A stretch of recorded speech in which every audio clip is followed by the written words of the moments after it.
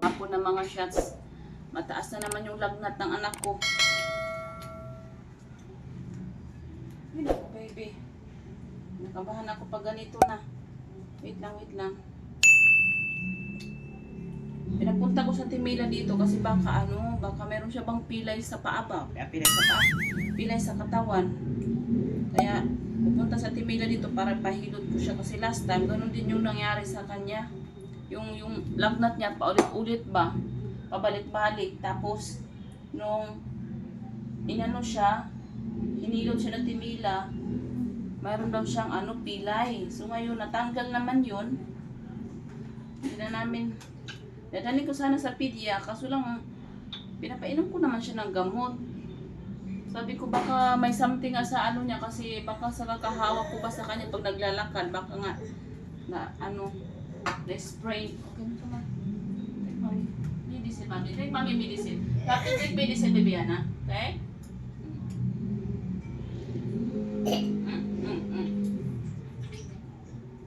Ay, tissue.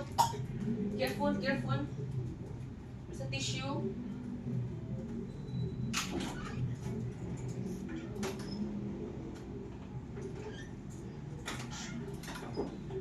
Not finish it today. One more.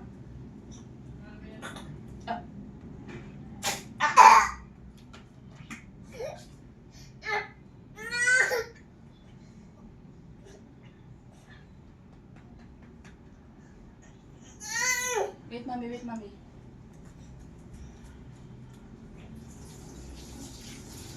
Wait, mommy, don't move.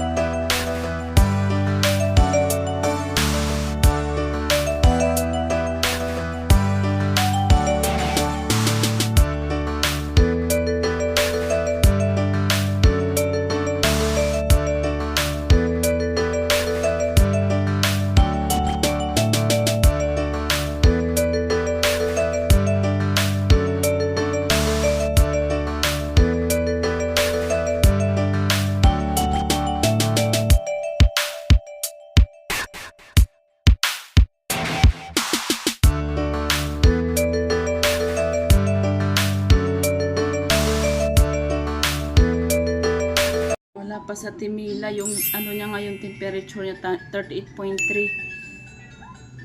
Mainit siya eh. Ay, nang kinakabahan na naman ako pag ganito yan ha. Wait, ba't ang ingay ng mo baby? Copyright na naman tayo. Hold on, wait lang. Inaantay ko sa Timila dumating kasi nga pinachat ko doon kay Michelle na kailangan ko ng ng pagpapaano nga sa kanya tawag nito. Pahilot ba para baka may something sa niya sa katawan niya ba na kasi yung mukha niya talaga hindi siya hindi siya maganda. Alam mo talaga may nararamdaman siya. So ngayon, ako ko ba sana sa Timila inaantay ko. Ay, Diyos ko Lord. Hindi ko siya mapainom ng gamot kasi sinusuka niya. Nakita niyo naman kanina, sinuka niya, hindi pa natapos yung gamot. Kalahati pa nga lang, 1 ml yung binibigay ko sa kanya kasi yung timbang niya.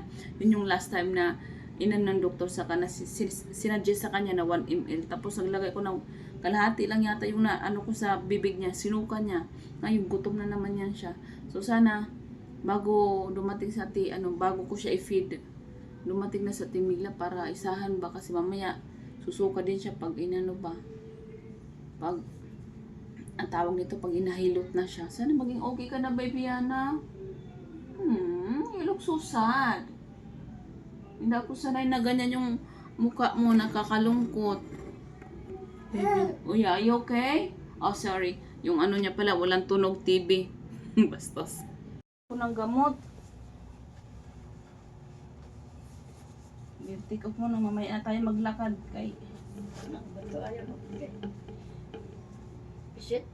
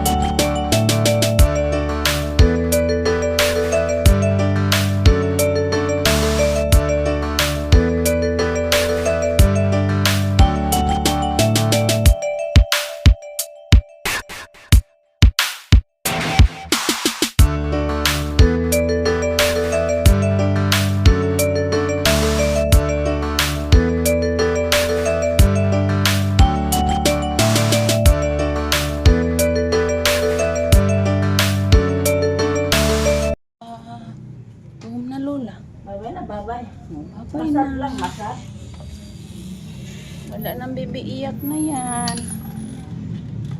Nawala na yung ano.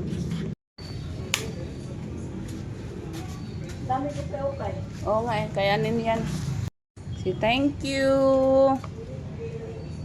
Si ingat Lola. Ingat na Lola. Lola Mela. Uwi na si Lola Mela.